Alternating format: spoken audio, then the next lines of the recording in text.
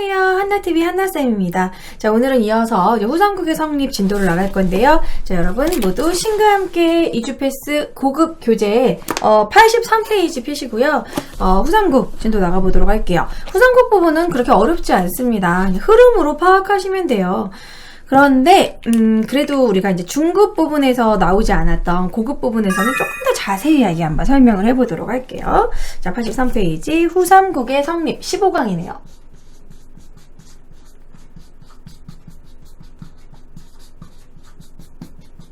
자, 결국 이제 통일신라가 망하고 후삼국이 성립이 되고 이제 고려로 넘어가게 되는 그런 부분이죠. 자, 통일신라가 망하게 된 이유 자체가 왜 그런 거냐면 바로 너무 어린 해공왕이 즉위했기 때문입니다. 그래서 왕권이 너무 약해지죠. 해공왕은 어렸을 때부터 막 이런 이리저리 진골 그런 신하들한테 치여가지고 남자인데도 막 여장을 하고 약간 좀 개의적인 성향을 보여줬다고 해요. 뭐 최초의 동성애자 이렇게 말하기도 합니다. 해공왕이 8살에 즉위하고 힘이 너무 약했어요. 그러고 나서 이제 왕권이 강화되지 못하니까 주변의 진골 귀족들이 왕위를 막 노리려고 막 각종 그런 권력 싸움이 나타납니다. 그런 대표적인 권력 싸움을 나타내주는 것이 바로 96 각간의 난이죠. 96각 각간의 난은 중급에선 나오지 않는데요. 고급에서는 이 용어를 좀 알아두시면 좋습니다. 이 각간이라는 것이 무엇이냐면 각간은 이벌찬을 지칭하는 것이에요. 그 높은 관직, 이벌찬. 신라의 골품제도를 보시면 골품제도에서 이제 진골 귀족들 중에서 가장 높은 관직이 바로 이벌찬입니다. 그래서 이벌찬들, 그러니까 가장 높은 귀족들이 어떻게든지 이제 권력 다툼을 하려고 권력 싸움을 해서 거기에 연루된 사람의 숫자가 아마 96이 아닐까 그렇게 가장 추정을 하고 있어요. 그러니까 이 말은 지금 무엇이냐면 권력 다툼이 심했다라는 거죠. 귀족들의 권력 다툼이 심했다. 그것을 96 각간의 난이 보여주고 있는 것이죠. 그런 와중에 결국에는 해공왕이 암살됩니다.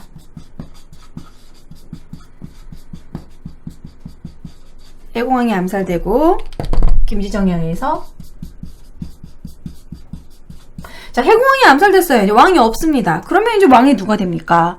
이제 반란을 일으켜가지고 왕이 되는데 이때 거의 150년 동안 20명의 왕이 막 교체될 정도로 이제 왕권이 완전 약해지고 통일신라가 점점 이제 망 쪽으로 가는 거죠.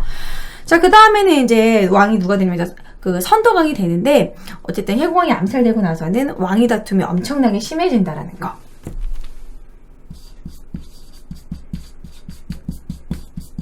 서로 왕이 되려고 왕위 다툼이 심해지게 되고 이제 중앙정부가 매우 혼란스럽게 됩니다. 자, 해공왕이 암살되고 나서 이제 서로 왕이 되겠다고 싸우고 막 서로 왕권을 막 노리고 이러한 왕위 다툼을 보여주는 대표적인 난 두 가지가 있습니다. 이건 반드시 알아두셔야 되는데요. 김원창의 난과 장보고의 난입니다.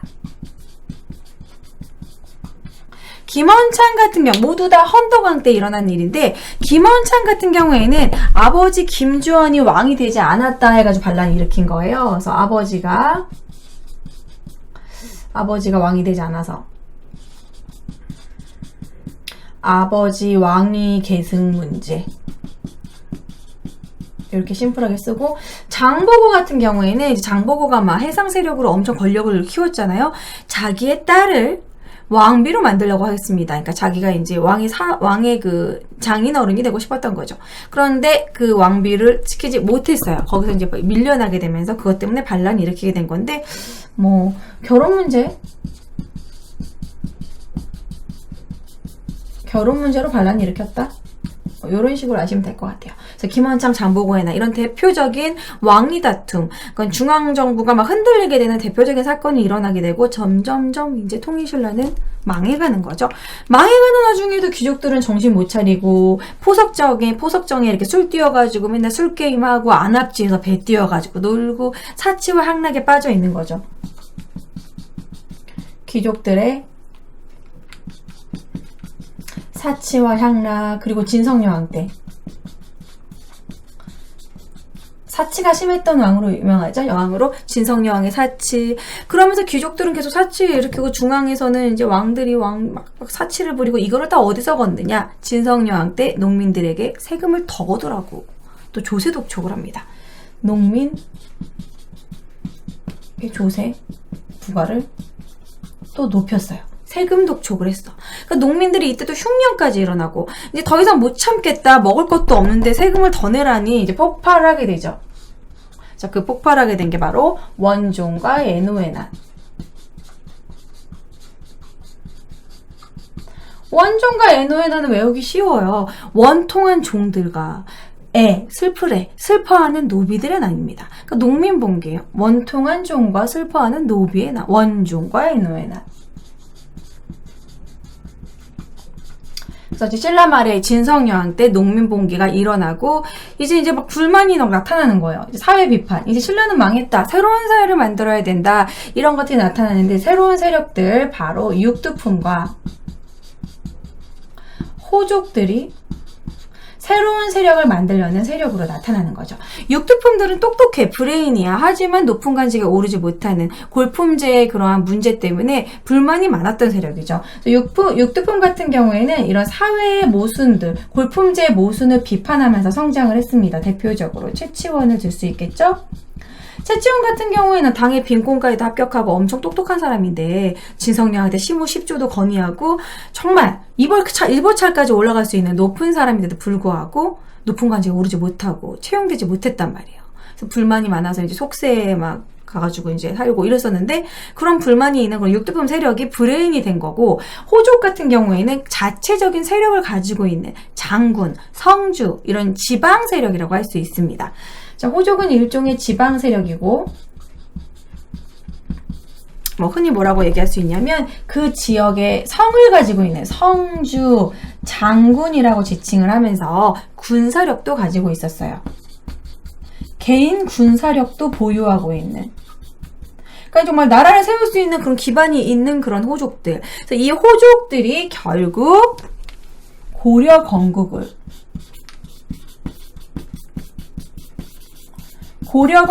주도하는 그러한 세력이 된 것이고 육두품은 얘네들을 고려 건국을 이제 도와주는 서포트해주는 그런 세력이 된 거죠.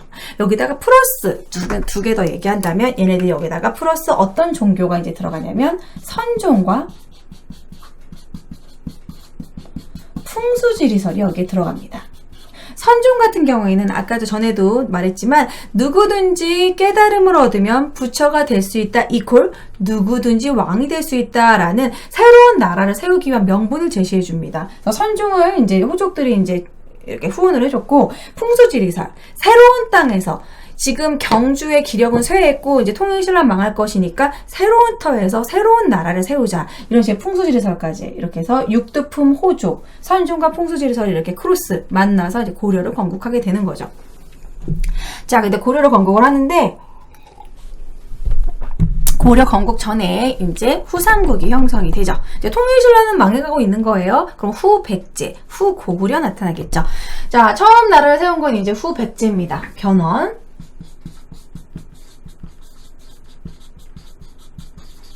후백제를 건국해요. 견훤이. 견훤으로 써졌어. 견훤이 어디다가? 지금의 전주 완산주에다가. 견훤이 완산주에다가. 그래서 여기서부터는 연도를 알아둬도 좋을 것 같아요. 연도가 여기 쉽습니다. 900년도거든요. 자, 견훤이 완산주에 세웠는데 중급에서는 여기 정도만 공부를 했다면 조금 더 고급에서는 우리가 좀 더 추가로 공부를 하자. 어떤 내용을 더 적어줄 거냐면 견훤은 누구를 특히 싫어했냐면 신라를 너무너무 싫어했어. 왜? 신라가 나중에 백제 배신 때리잖아요. 막 황산벌 전투에서도 그렇고 그 성왕을 막 관산성에서 전사시킨 것도 그렇고 계속 이제 신라한테 불만이 많았기 때문에 견훤은 신라를 엄청나게 칩니다. 신라에게 엄청나게 적대했어요. 그래서 견훤이 신라의 왕인 경혜왕을 살해하기도 했어. 그래서 신라를 적대했다. 그러면서 이제 견훤은 어느 정도 외교적인 성과를 가진 그런 사람이었습니다. 후단과 5월과 교류하면서 중국 세력까지 데려왔다라는 거죠. 5월 그리고 일본 세력까지 후단과 오월과 교류하면서 뭔가 이렇게 좀 기반을 만들고 있었다라는 거. 견훤도 사실 후고구려에서 이제 궁예가 나라 세우긴 했지만 견훤도 꽤 빵빵한 그런 세력이었다라는 거죠. 군사력이 엄청났어요. 견훤이 카리스마도 있었고. 자, 그러고 이제 견훤이 세우고 그 다음에 이제 후고구려 건국합니다. 여기서 이제 궁예가 나오는 거죠. 딱 1년 차이입니다. 그래서 외우기 쉬워요. 900, 901년에 자, 후고구려를 건국을 하는데 궁예가 어디서? 송악지방에서. 송악은 지금의 개성을 얘기해요. 개성공업단지 있는 개성. 그런데 이제 궁예가 이렇게 막 발표, 이렇게 사람들에게 막 이렇게 설법 이런 건 잘했지만 약간 점점 약간 좀 사이비로 떨어집니다. 궁예는요, 한쪽 눈이 없는 걸로 유명하잖아요. 궁예는 원래 신라 왕족 출신이에요. 근데 궁예가 태어난 날이 중5년이다 뭐 이래가지고 안 좋은 날에 태어나서 얘는 살면 안 된다 이래가지고 정말 지붕 위에서 궁예를 떨어뜨려서 죽이려고 했는데 시녀가 몰래 봤다가 눈이 찔린 거예요. 그래서 눈이 이렇게 애꾸눈이 된 건데 왕족 출신인데도 불구하고 왕이 되지도 못하고 어렸을 때보다 참 파란만장한 삶을 살았던 사람이에요. 그러다 보니까 점점 종교에 귀의하게 되고 이제 궁예가 점점점 이제 약간 미쳐갑니다. 자, 궁예가 이제 송악으로 이제 나라를 세우다가 이제 수도를 옮겨요. 수도를 옮기면서 조금씩 이상해지는데 철원으로 수도를 옮깁니다.